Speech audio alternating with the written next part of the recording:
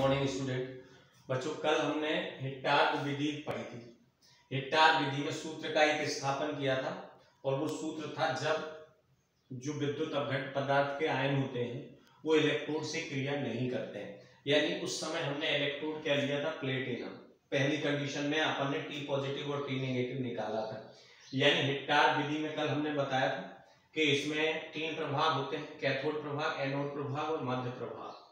ठीक है, एनोड को कैथोड को किससे जोड़ते हैं अपन, बैटरी से, और एनोड को कूलोमीटर जोड़ दिया था। ये तो हो गया उपकरण। इसमें क्या करते हैं हम, जो आपका एनोड और कैथोड प्रभाग है इसमें हम विद्युत अपघट्ट को भरते हैं। जैसे मान लीजिए हमें Ag पॉजिटिव आयन का अभिगमनांक ज्ञात करना है तो हम सिल्वर नाइट्रेट को भर लेते हैं।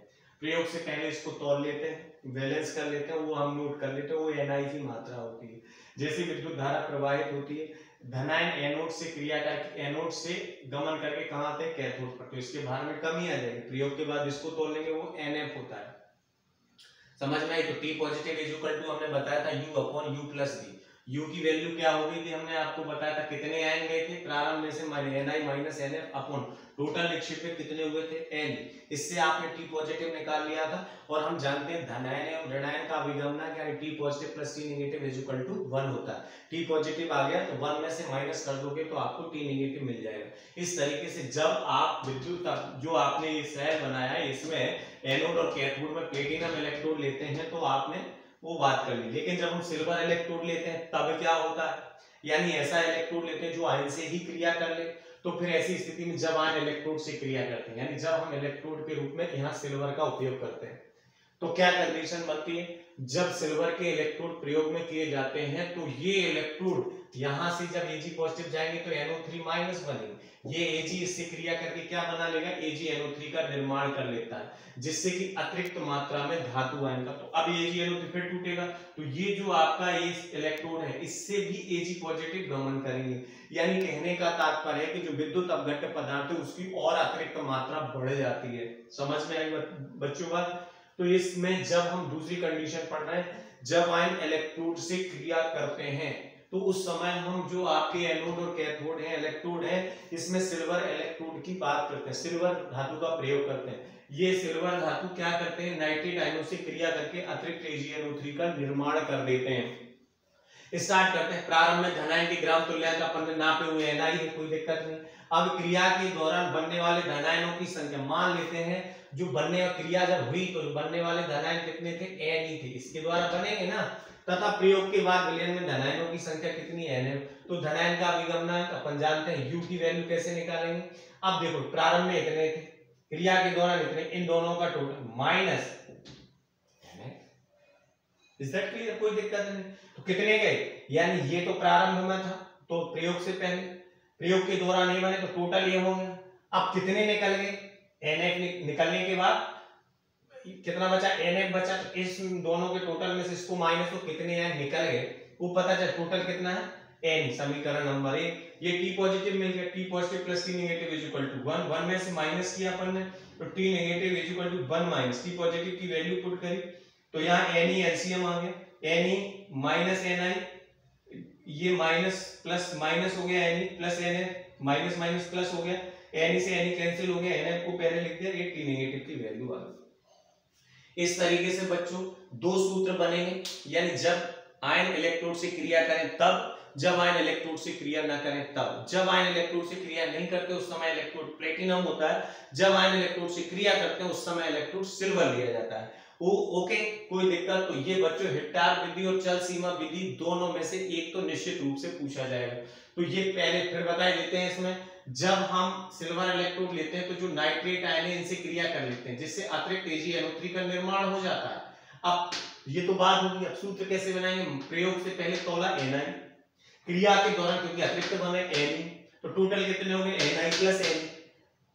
अब धारा प्रवाहित हुई तो कुछ निकल गए, बाद में तोला तो Nf आया, कितने निकल गए, Ni प्लस Ne में से Nf को माइनस कर दो तो आपको क्या मिल जाएगा, U की वैल्यू, और U प्लस V टोटल कितना था Ne, तो T पॉजिटिव आ गया, T पॉजिटिव आएगा तो आप T नेगेटिव की गणना कर सकते हो।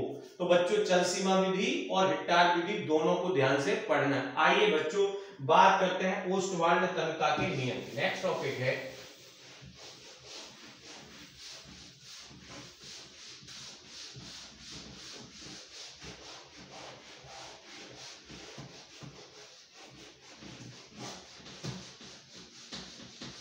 पोस्ट वर्ल्ड तनुता का नियम, पोस्ट वर्ल्ड तनुता का नियम सुनो था।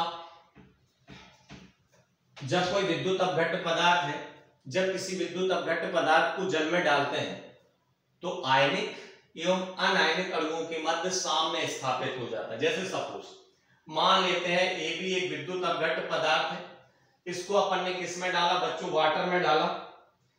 जब हम इसको वाटर में डालेंगे तो ये आयनिक आयन बनेंगे, ए पॉजिटिव प्लस बी माइनस।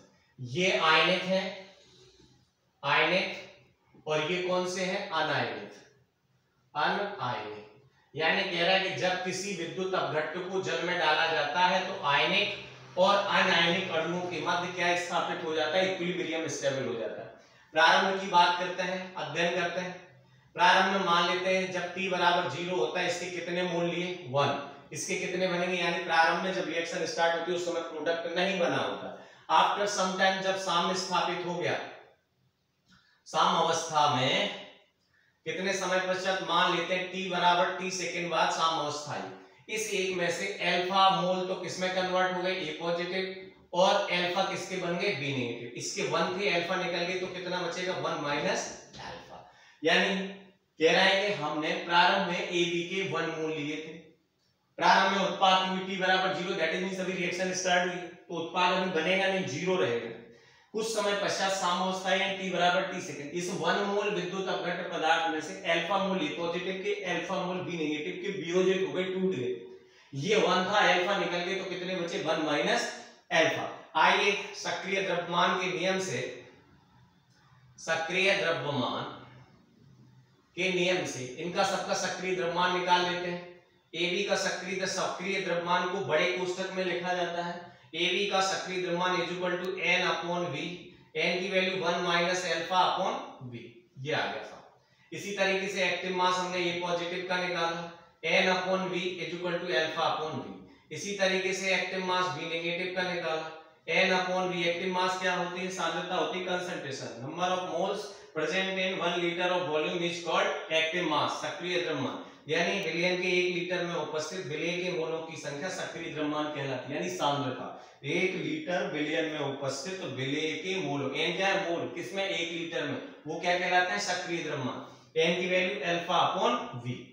द्रव्यानुपाती क्रिया का नियम पढ़ा है अपन ने, द्रव्यानुपाती क्रिया के नियम से, ओके। अब साम्य स्थिरांक का मान निकालेंगे अपन, k इज इक्वल टू, पहले किसका सक्रिय द्रव्यमान लिखा जाता है, उत्पाद का, active mass of A positive multiply active mass of B negative upon, फिर किसका लिखा जाता है, क्रिया कारक का, active mass of A.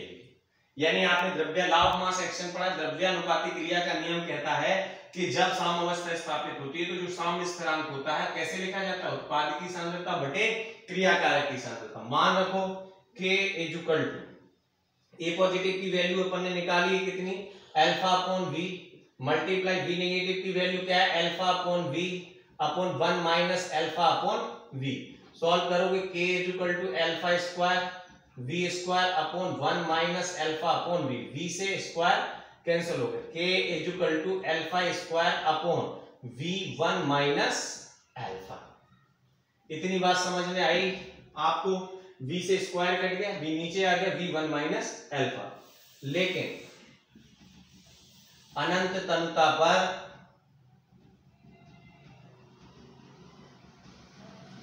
One minus alpha में अल्फा को क्या मान लेते हैं, नगण्य मानने पर, यानी जब तनु बहुत अधिक कर दिया जाए तो जो अल्फा की मात्रा है वो बहुत कम हो जाएगी, यानी alpha is much much much much less than 1, तो k इज इक्वल टू क्या मिलेगा अपन को, alpha square upon v। 1 minus alpha में अल्फा को नगण्य कर दिया तो अपन को ये चीज मिलेगी, k is equal to alpha square upon v, या यहां से हम निकाल सकते हैं alpha square is equal to k multiply v, या अल्फा स्क्वायर। अब के एक समानुपाती का चिन्ह, तो ये समानुपाती का चिन्ह, के क्या है, कांस्टेंट, कांस्टेंट हटाओगे तो समानुपाती का चिन्ह, या अल्फा समानुपाती अंडर रूट बी। समीकरण नंबर क्या आ गया, इसको 1 मान लिया और इसको 2। समीकरण 2 से स्पष्ट है कि जो विद्युत अपघट पदार्थ होते हैं अनंत तनुता पर जो वियोजन, v क्या है, अल्फा क्या है, वियोजन की मात्रा, v क्या है, तनुता, आयतन, तनुता के वर्गमूल के समानुपाती होती है। इसी को ओस्टवाल्ड तनुता का नियम कहते हैं। क्या कहता है नियम, जो विद्युत अपघट्य पदार्थ, दुर्बल विद्युत अपघट्य पदार्थ होते हैं उनकी अनंत तनुता पर जो वियोजन की मात्रा, अल्फा क्या है, वियोजन की मात्रा तनुता के वर्गमूल के समानुपाती होती है। इसी को हम ओस्टवाल्ड तनुता का नियम कहते हैं। अगर हम सांद्रता के रूप में इसको लिखना चाहें तो बच्चों हम जानते हैं C = 1/v होता है, तो V = क्या हो जाएगा, 1/c। यहां से अल्फा निकालोगे is directly proportional to V की जगह क्या आ जाएगा, 1/c, यानी वियोजन की मात्रा सांद्रता के वर्गमूल के व्युत्क्रमानुपाती होती है और तनुता के वर्गमूल के समानुपाती होती है। तो ओस्टवाल्ड तनुता का नियम आधे 1 नंबर में पूछा जा सकता है कि अल्फा समानुपाती अंडर रूट v, ये किसका नियम है, ओस्टवाल्ड तनुता का नियम। ओस्टवाल्ड तनुता का नियम क्या होता है, वियोजन की मात्रा क्या है, अल्फा तनुता के वर्गमूल के समानुपाती होती है। सांद्रता के रूप में वियोजन की मात्रा सांद्रता के वर्गमूल के व्युत्क्रमानुपाती होती है। इसी को हम ओस्टवाल्ड तनुता का नियम कहते हैं। बच्चों इतना आपको पढ़ना है। Okay then, nice meeting you, see you again.